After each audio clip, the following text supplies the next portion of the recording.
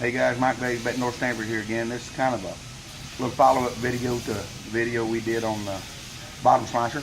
We're going to talk about changing the blades in it. Safety, always safety. It's locked out, it's tagged out. I'm not going to touch the blade. Sugar Lip's going to touch the blade. He's got his gloves. He's got his cut-proof gloves and everything on. So right now the blades are locked in. He'll show you the blades are locked in.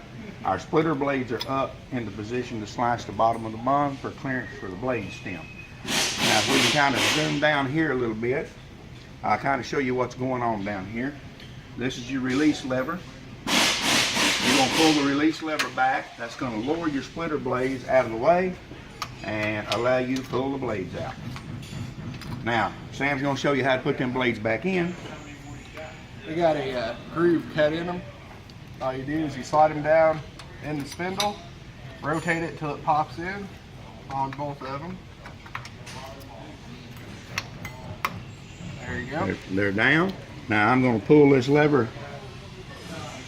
That's going to raise our splitter blades, and that's going to lock our cutting blades in.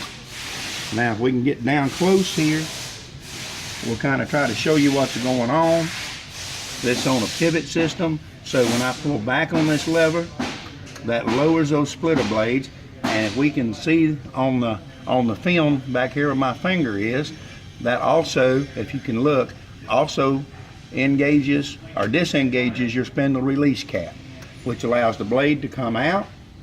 Then when you put the blade back in, you twist it, lock it, just like Sammy showed you. And then when we raise it up, we're going to raise our splitter blade, and you're going to release your blade spindle lock cap there. Now that blade's locked in, and everything's ready to go. That's pretty it. It's pretty short, simple. One important thing is you guys always need to train your operators. Don't force them blades in. I know a lot of bakers take a little piece of refrigerator magnet. Go ahead and take that. Go ahead and take that blade out, Sammy. When they take them blades out, there's a cover here on this lever that goes across there. It covers up that gap. But I know a lot of bakers will take a piece of refrigerator magnet and stick it on that spindle. The spindle's not turning if the bottom slicer's not working, and no crumbs can get in there.